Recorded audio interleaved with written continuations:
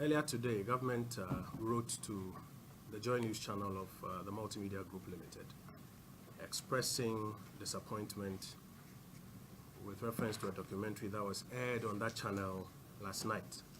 But because it's a matter of public interest, we believe that we should share the contents with the general public, especially members who may have come across that documentary and may be ill-informed as a result of it. Government has taken notice of a JoyNews documentary titled Militia in the Heart of the Nation, which was aired in the evening of Thursday, 7th March 2019 on the JoyNews channel. In line with the President's commitment to disband party vigilante groups and their activities, government will continue to support any effort that is aimed at ending this worrying phenomenon. Unfortunately, however, the JoyNews documentary, the work of Manasseh Azuri-Awini, carried a number of significant misrepresentations and misleading impressions, which we would like to bring your attention to.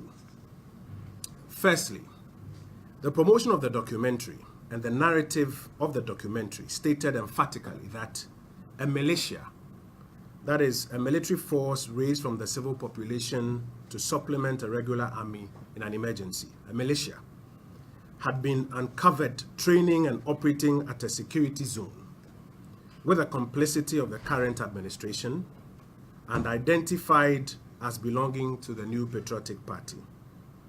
Surprisingly, the 20-minute documentary does not show any evidence of such a militia or a vigilante group training or operating at a security zone.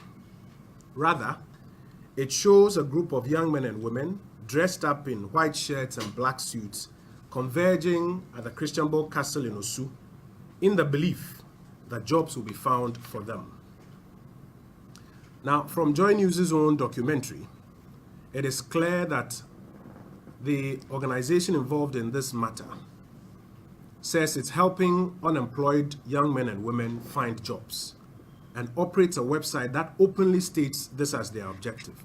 Again, in the documentary, officials of the company claim that they are in the business of helping people find jobs and encourage the persons who sign up for their services to avoid engaging themselves in acts that breach the laws of the country. Now, though in their advertisement, the producer, Mr. Awini, suggested the undertaking of a fearsome training exercise by these young men and women and backed it up with photos of masked men wielding assault rifles, the documentary itself failed to show any of such training exercises taking place or the use of assault rifles by these young men and women. Government is of the view that this is most unprofessional and very misleading, and we can only urge the producer and JoyNews to avoid such misrepresentations in the future. The narrative put on the advertisement, to all intents and purposes, is not supported even by their own footage that they aired. Secondly, though the documentary rightly states that the national security apparatus has made efforts to close down the office of that organization at the Christianborg Castle, it deliberately failed to highlight the fact that the office had been closed down by national security since October 2018.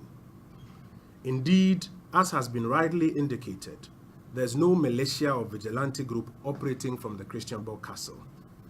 This is an important fact which government believes had to be stated to their viewers and their listeners, but was deliberately somehow omitted.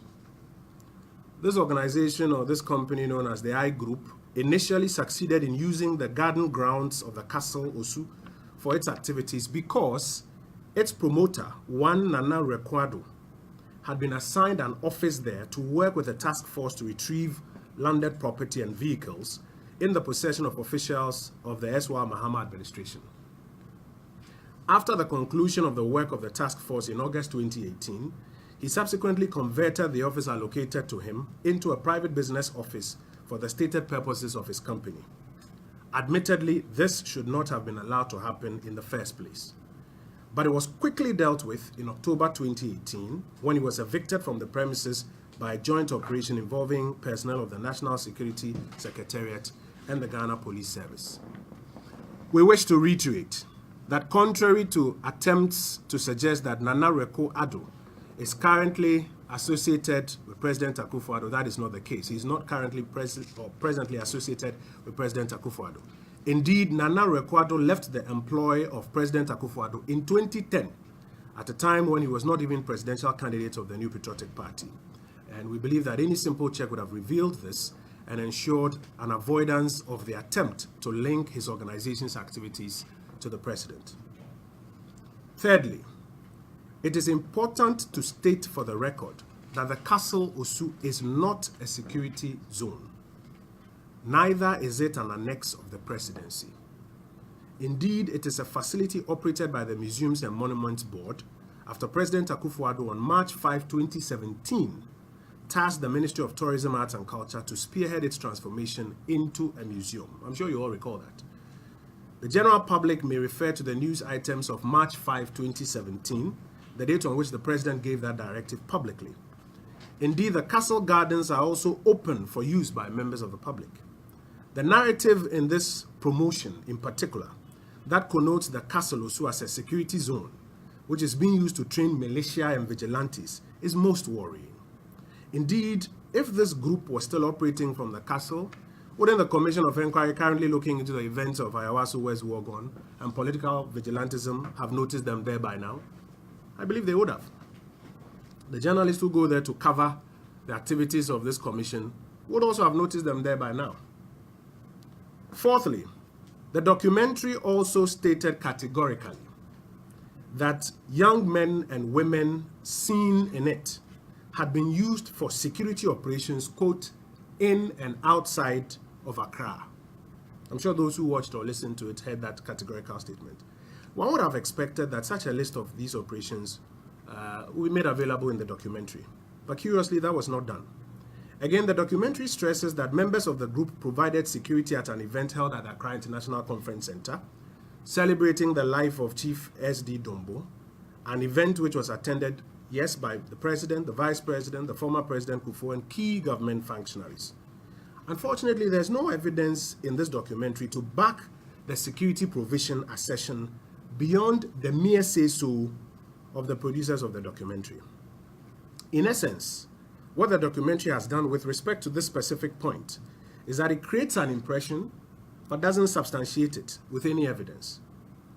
In line with JoyNews' and Multimedia's own journalistic standard, they as a media organization would not accept this from any of their guests who makes assertions or creates impressions but does not substantiate same on their shows.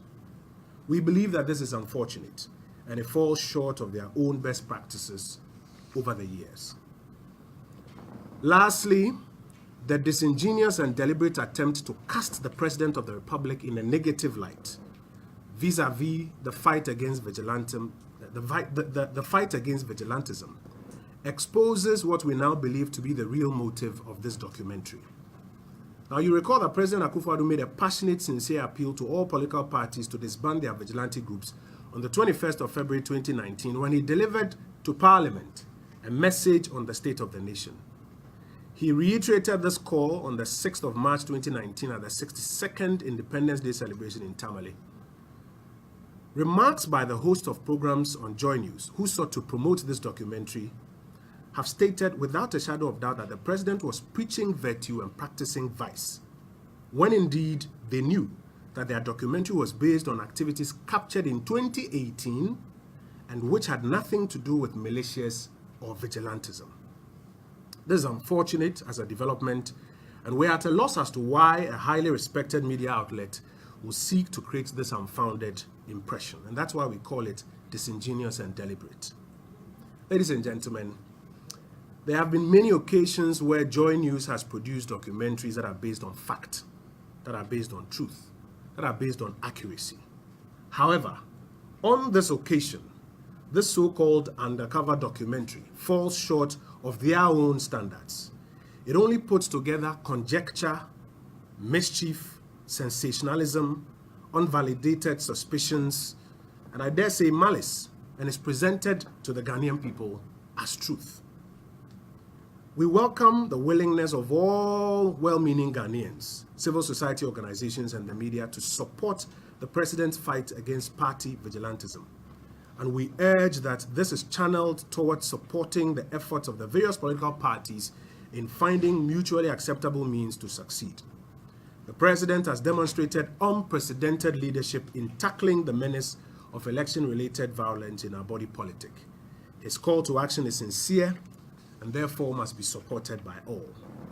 We continue as a government to hold JoyNews in high esteem, and we urge them not to compromise on their standards of validating information, avoiding conjecture, and presenting the facts all the time. We urge them to stick to those standards. I thank you for your attention.